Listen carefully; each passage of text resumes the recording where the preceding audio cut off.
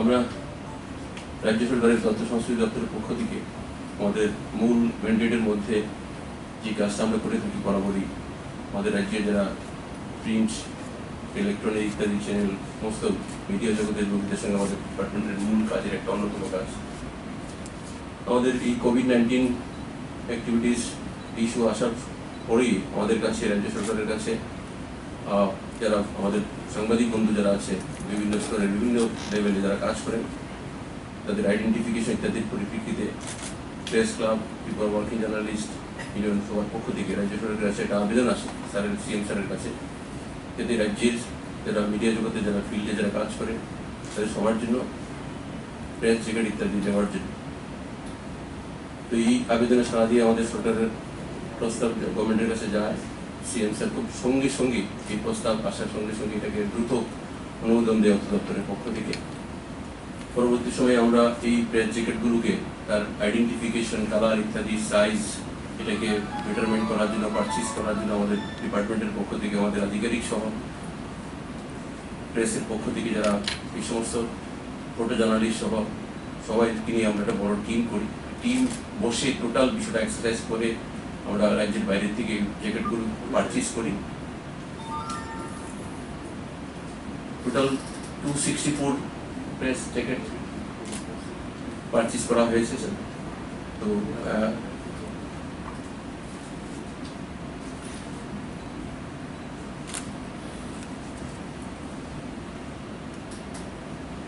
Cost যেটা পড়েছে প্রায় অ্যাবাউট 900-এর মতো, টোটাল সব মিলিয়ে ট্রান্সপোর্টের খরচা তারপর এগুলো এই প্রেস জ্যাকেটগুলো বিভিন্ন মিডিয়া হাউস, রাজ্যের state headquarter media house, print এবং ওয়েব মিডিয়ার জন্য মানে বরাদ্দ করা আছে। সঙ্গে রাজ্যের জেলা স্তরে বিভিন্ন জেলার জন্য বরাদ্দ করা আছে। আনুষ্ঠানিকভাবে আমরা একটা লিমিটেড সংখ্যা, যেহেতু রেস্ট্রিকশন আছে আমাদের, সবাইকে আমরা মানে ইনভাইট করতে পারিনি, লিমিটেড ওয়েতে আমরা দিচ্ছি আনুষ্ঠানিকভাবে। বাকি প্রেস জ্যাকেটগুলো আমাদের জেলা পর্যায়ের মাধ্যমে ডিস্ট্রিবিউশন করা হবে এবং যারা অনেককে আমাদের অফিস থেকে ডিস্ট্রিবিউশন করা হবে। আর একটা ইস্যু যারা আজকে যারা ডিস্ট্রিবিউশন করা হবে স্যার, দীর্ঘদিনে আমাদের যে পুরানো যে আইনটা ছিল আমাদের প্রেস রিপ্রেজেন্টেটিভ অ্যাক্রিডিটেশন রুলস 2001, এটা সাম্প্রতিককালে আমাদের এটা ক্যাবিনেটে অনুমোদন করে নোটিফিকেশন করা হয়েছে। এটাতেও আমরা নতুন, এটাতে ইলেকট্রনিক চ্যানেল এগুলো ছিল না আগে, ওয়েব মিডিয়া আগে ছিল না, এটা নতুন করে সংযোজন করা হয়েছে নতুন গাইডলাইনের মধ্যে।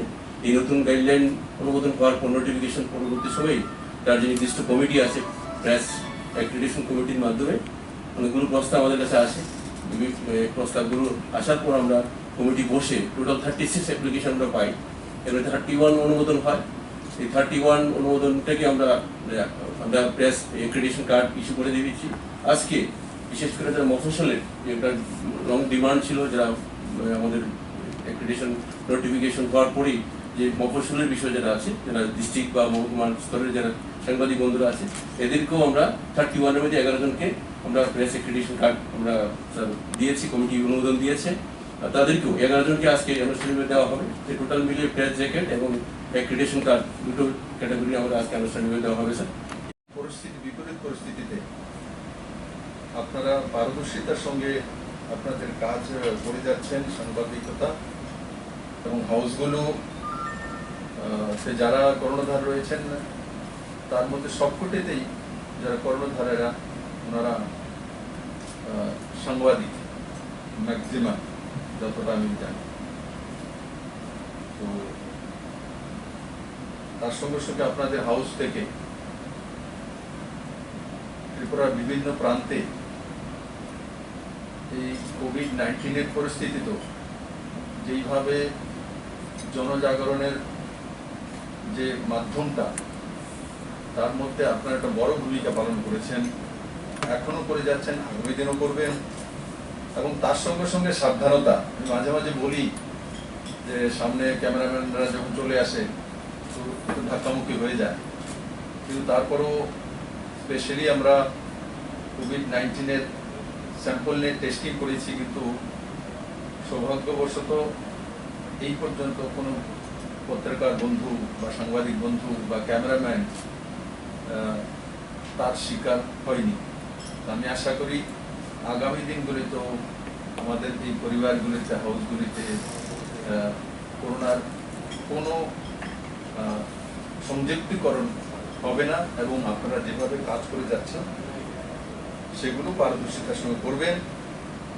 আজকে যে দুইটি কার্যক্রম, তার মধ্যে একটিতে 249টি জ্যাকেট বিতরণ। তো 249টি জ্যাকেট বিতরণ যেই হাউসে দেওয়া হয়েছে, আমি আশা করি আপনাদের পথ চলাতে আর করোনা মোকাবেলা এটা আপনাদেরকে সহযোগিতা করবে, সাহায্য করবে, আর সঙ্গে সঙ্গে একটা স্থায়ী সমাধান, যেটা বহুদিনের ডিমান্ড ছিল, যে ইলেকট্রনিক্স মিডিয়া যারা পত্রিকার বন্ধু আছেন বা হাউস আছে তাদের অ্যাক্রেডিটেশন কার্ড দেওয়ার জন্য। তো বহু প্রতীক্ষার পর আজকে সেটা সাকার হয়েছে। আমি ব্যক্তিগতভাবেও খুশি। আমি আশা করি যারা অ্যাক্রেডিটেশন কার্ড পেয়েছেন ওনাদের একটা মানসিক শান্তি হয়েছে যে না, আমরাও অ্যাক্রেডিটেশন কার্ড আজকে ধারণ করতে পেরেছি, যেটা একসময় কাল্পনিক ছিল। তো তার সঙ্গে সঙ্গে বন্ধুরা, এই কোভিড মোকাবেলার সময় রাজ্য সরকার যতটাই করা যেতে পারে ত্রিপুরা বাজেট সম্বন্ধে বা আইসিএ ডিপার্টমেন্টের বাজেট সম্বন্ধে আপনারা অবগত আছেন। এক সময় 2018-19-এ 3.5 কোটি টাকা বাজেট হতো আইসিএ ডিপার্টমেন্টের, অ্যাডভার্টাইজমেন্ট অ্যান্ড আদার্স, যে সাংবাদিকদের রিলেটেড। আজকের দিনে সরকার সেটা 2018-19 বেশি দূরের কথা না, আজকে যে আমাদের 20-21-এর বাজেট হয়েছে সেটা 10 কোটি টাকা পৌঁছে, 3.5 কোটি টাকা থেকে 10 কোটি টাকা, প্রায় 3 গুণার কাছাকাছি। তো রাজ্যের মধ্যে বিভিন্ন সার্ভিস সেক্টর হোক, এমপ্লয়মেন্ট সেক্টর হোক, ইন্ডাস্ট্রিয়াল গ্রোথ হোক, ও সরকারি চাকরি বা জীবনমান উন্নয়ন, এগুলোর মধ্যে যেমন সরকার কাজ করছে, ভ্যালুয়েশন করছে, ঠিক তেমনি তার মধ্যেও রাজ্য সরকার ভ্যালুয়েশন করেছে, 3.5 থেকে 10 কোটি টাকা পর্যন্ত পৌঁছেছে। আর এই সময়ে এক সময় লকডাউন ছিল পুরো মাত্রায়, তো আপনাদের পত্র পত্রিকার মাধ্যমে যে নিউজগুলো বেরোতো মানুষের কাছে পৌঁছে যায়, তার জন্য সরকার একটা ব্যবস্থা করেছে। বিগত 2 এপ্রিল থেকে 31 মে পর্যন্ত আমরা প্রায় 10,85,000 টাকা খরচা করে রাজ্য সরকার 30 জুন পর্যন্ত 10,85,000 টাকা যে খরচা হয়েছে আইসিএ ডিপার্টমেন্টে, যে আপনাদের পত্রিকাগুলো যাতে মানুষের কাছে পৌঁছে যায়। আর তাছাড়া ওই সময় লকডাউনের সময় গাড়ি বন্ধ ছিল, তো সেই কারণে স্বাভাবিক যে দৈনন্দিন গাড়িতে যায়, সে কারণে মিনিমাম একটা কস্ট দিয়ে পত্রপত্রিকাগুলি ডিস্ট্রিক্ট ওয়াইজ পৌঁছে যেত, ব্লক ওয়াইজ, কিন্তু সেটা ওই সময় সম্ভব ছিল না। এবং প্রেস ক্লাবের তরফ থেকে তার একটা নিবেদন এসেছিল, রাজ্য সরকার সাড়া দিয়ে সেই ব্যবস্থা করতে সক্ষম হয়েছে। আর তার সঙ্গে সঙ্গে 404 জন হকার বন্ধু, যারা কি যে পত্রপত্রিকা ছাপানো বাড়িতে পৌঁছে দেওয়া। এক সময় তো এমনও হয়েছিল যে হকাররা বাড়ির সামনে চলে গেলে নেই ওয়াজটা করোনা হয়ে যাবে, ওনার কাছ থেকে কাগজ না নেওয়া, কাগজের মাধ্যমে পেপারের মাধ্যমে চলে আসবে করোনা, এই একটা অপবাদ প্রচার করা হয়েছিল। সেগুলো থেকে আমরা বেরিয়ে এসেছি এবং 404 জনকে সিএমডিডি ফান্ড থেকে 1000 টাকা করে দেওয়া এবং চাউলের ব্যবস্থা, ফ্রি রেশনিং এর ব্যবস্থাও রাজ্য সরকার করেছে।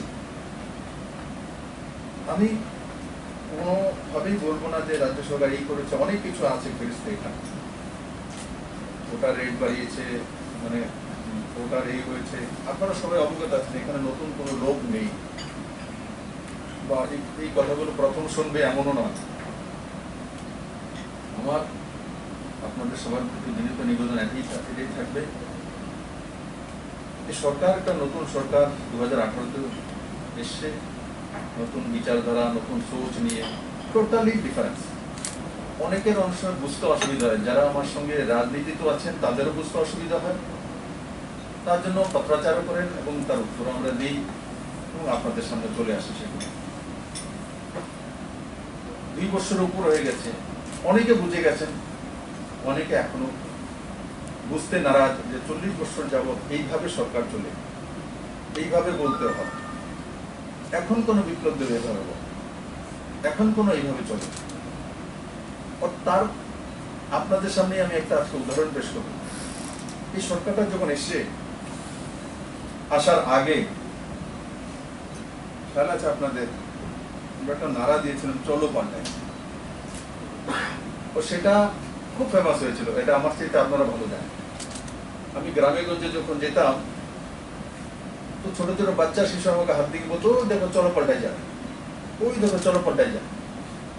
এমনকি জনজাতি অধ্যুষিত এলাকাতে, 18 পাড়াতে, লংতরাইতে, মুঙ্গিয়াকামিতে, মালবাসাতে, ওখানেও গেলে আমি হেলিকপ্টার থেকে নেমেছি, বলতো ওই দেখো চলো পাল্টাই যায়।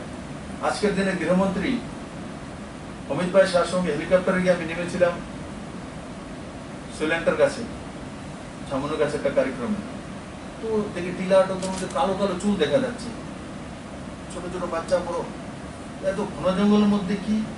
তো কাছে গিয়ে একটু কাছে দেখার মধ্যে চুল ছোট ছোট বাচ্চা। অমিত ভাই বলে কে হয়, বলে इसको साथ मेरा फोटो खींचो। তো ওখান থেকেও বলে ও দেখো চলো পাল্টাই। তো গভীর জঙ্গলে পর্যন্ত আমাকে চিহ্নিত করতো চলো পাল্টাই যায়। আজকে চলো পাল্টাইয়ের সমাপ্তি হয়েছে, পাল্টাই হয়েছে, কিন্তু আরেকটা জিনিসের উদ্ভব হয়েছে। সেটা কি আমি দেখি কি আমার পত্রিকার বন্ধুরা এটা বলে গেছে, আমিও বলি না, কিন্তু আজকে থেকে আমি স্টার্ট করব। যে এক সময় ত্রিপুরাতে, দিল্লিতে থাকতে শুনতাম ত্রিপুরাতে স্বর্ণযুগ চলছে, স্বর্ণযুগ। তো স্বর্ণযুগের পরিণতি কি 2018-তে প্রমাণিত হয়েছে। আর কি কি স্বর্ণ পেয়েছি আপনারাও জানেন, যে 13,000 কোটি টাকার উপরে লাইবিলিটিস। এটাকে স্বর্ণযুগ কোনো মতে বলা যেতে পারে না, যদি কোনো একটা সরকার লাইবিলিটিস দিয়ে যায়। আর তারপর নরেন্দ্র রায় মোদী কি নারা দিয়েছেন, ত্রিপুরাকে হীরা মডেল, হীরা বানিয়েছে। অনেক সময় আলোচনা করি কাহা গায়ে হীরা। আমি আজকে আপনাদের বলি, হীরা তো হয়ে গেছে, হীরা প্লাস হয়েছে। এটার মধ্যে তফাৎ পুরনো সোচ আর নতুন সোচ। পুরনো 40 বছরের ঘিসা পিটা এক ট্রাকে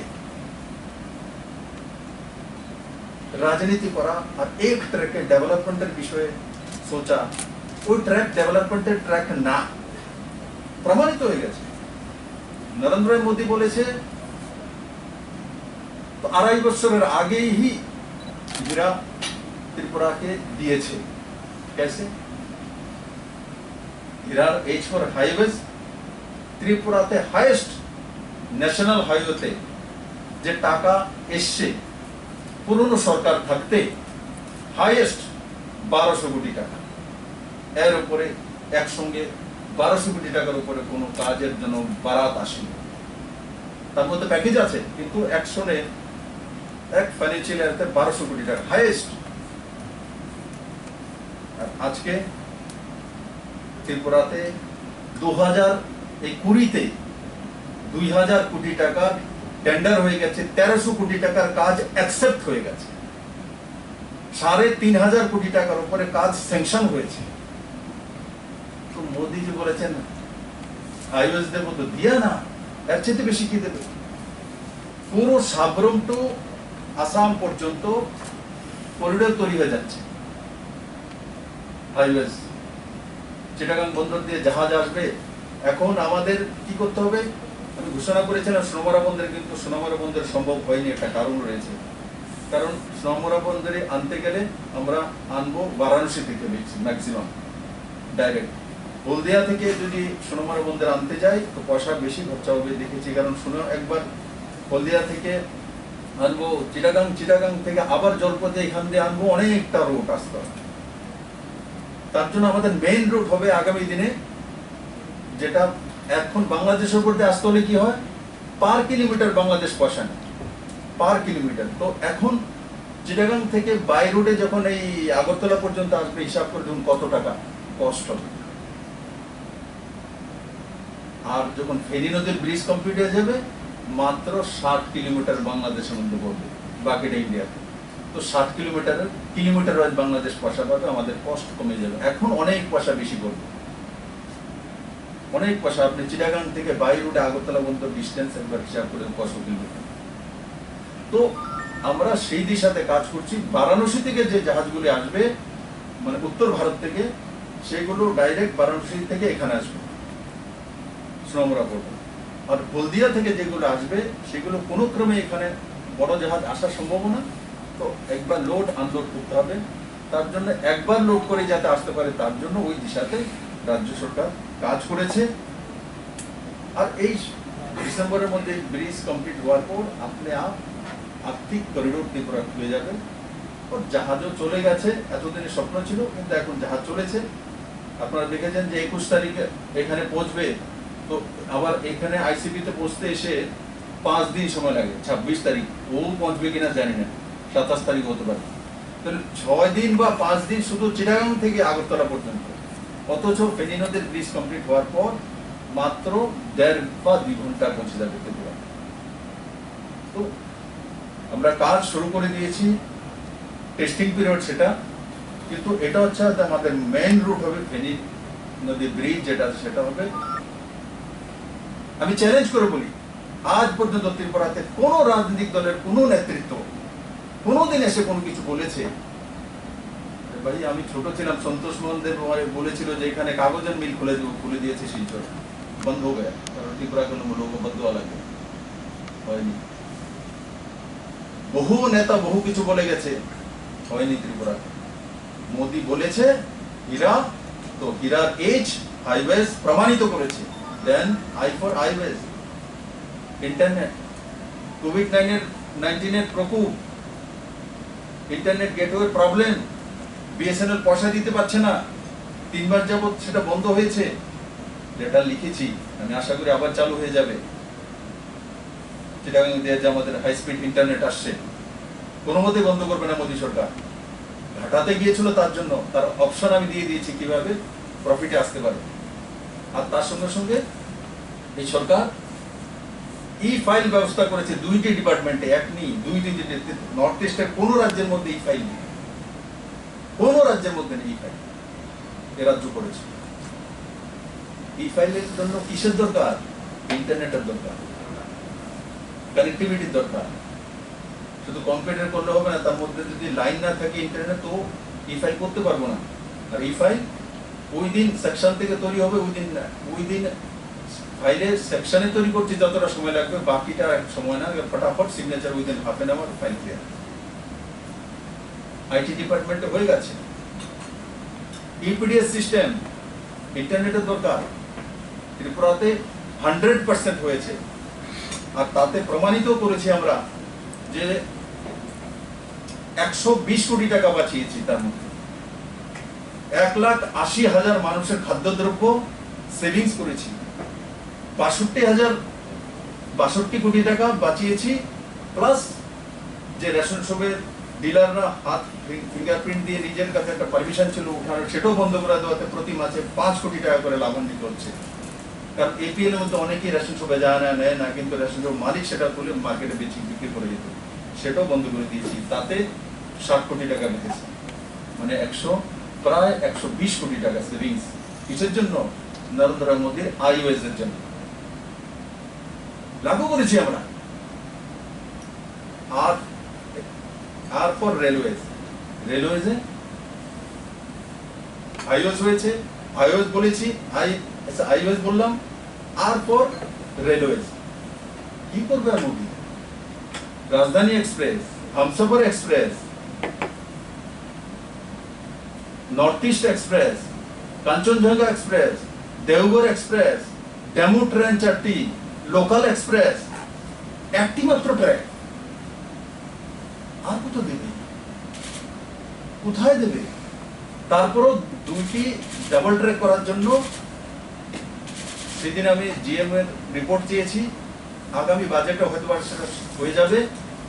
কৈলাসহর, ধর্মনগর, পেচারতল 650 কোটি টাকা বাজেট রয়েছে। আগামী রেলওয়ে বাজেট আসবে, नया ट्रैक, न्यू ट्रैक। আরেকটা ধর্মনগর, কুমারঘাট, হওয়াই, আগরতলা, বিলিনাপুর অল্টারনেটিভ রেলওয়ে ট্র্যাক, মানে ডাবল ট্র্যাক হবে।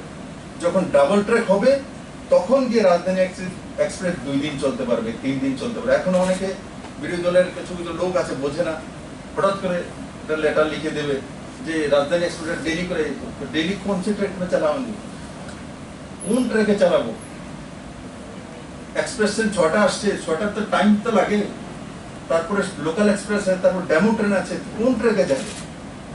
আগে ট্র্যাক চাই, দেন হামসফর এক্সপ্রেস 2 দিন বলতে পারবো, রাজধানী 3 दिन बोलते पारबो। এর আগে বলে কোনো লাভ নেই। तो नरेंद्र भाई मोदी ने रेलवे दिए और लास्ट ए माने एयरवेज, जो कल्पना করেছিল দিল্লি থেকে 2 ঘন্টা 20 মিনিটে ত্রিপুরাতে পৌঁছে যাবে ফ্লাইটে, আসবে ফুল লোডেড 18টি ফ্লাইট প্রতিদিন ত্রিপুরার এয়ারপোর্টে, গুয়াহাটির পরে সবচেয়ে ব্যস্ততম এয়ারপোর্ট। 18 মানে 18 দুগুণে 36 বার আসা যাওয়া। তো মোদি বলেছে হীরা দেবে। মেরে পত্রিকা বন্ধু, আজ পর্যন্ত কোন পলিটিশিয়ান ত্রিপুরার আবিষ্কার হওয়ার পর থেকে বলেছে আর করে দিয়েছে, এখনো 2.5 বছর বাকি, এখনো সরকারের 2.5 বছরের চাইতে বাকি রয়েছে বেশি। আপনারা দেখে যান কি হবে ত্রিপুরা।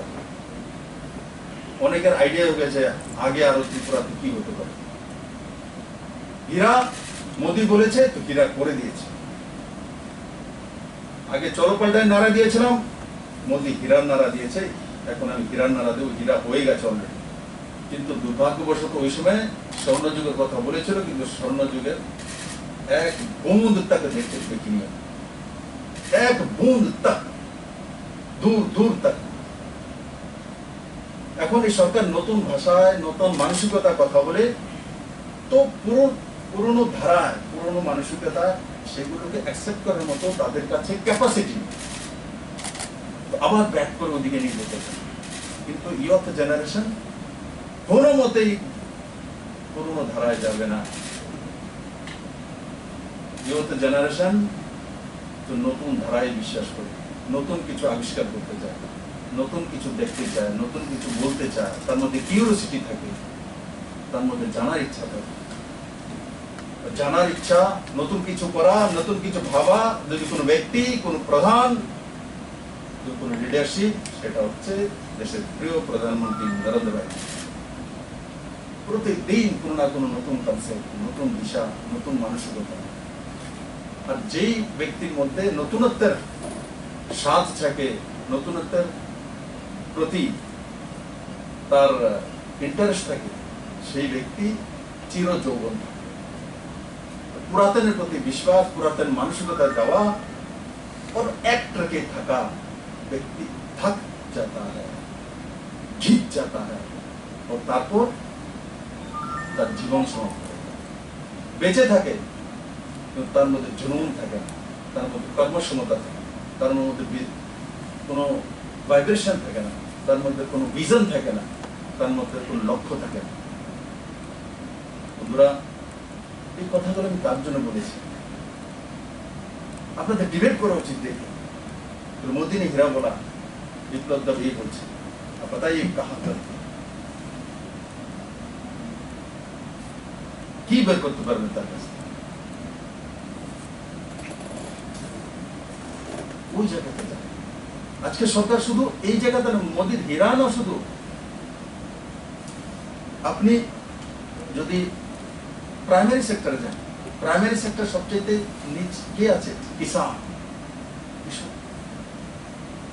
2,04,000 কৃষক ত্রিপুরার বছরে 6,000 টাকা করে ফ্রি। 2 লাখ কৃষক পরিবার, কেউ কোনোদিন কল্পনা করেছে? কোন পত্রকার বন্ধু, কোন হাউসের সবচেয়ে পুরনো হাউস ধনিক সম্রাট সঞ্জয় পাল মহোদয়কে আমি বলবো, কোনোদিন কল্পনা করেছে যে কৃষকদেরকে বিনা আন্দোলন কিচ্ছু করতে হবে না, কোনো লাইনে যেতে হবে না? কে পাচ্ছে? হয়তো আমার কাছে ডেটা আছে, আমি একটা পার্টি করি, আমার পার্টিতে 2,04,000 লোক পার্টি করে না লাইনে যায়, তার হিসাব আমি রাখি। এটা ত্রিপুরা নতুন track, development track, Modi double इंजिने चला और किसान कृषकদের ইনকাম ডাবলিং করা। हमारा ट्रैक वो মোদি বলেছে ডাবলিং করতে হবে, ওই ট্র্যাক। এটা আমার লক্ষ্য না, এটা পুরনো ধারা। 2,04,000 6,000 करके पार या कुछ भी ना करके, किच्छु ना करे, কোনো কাজ নেই।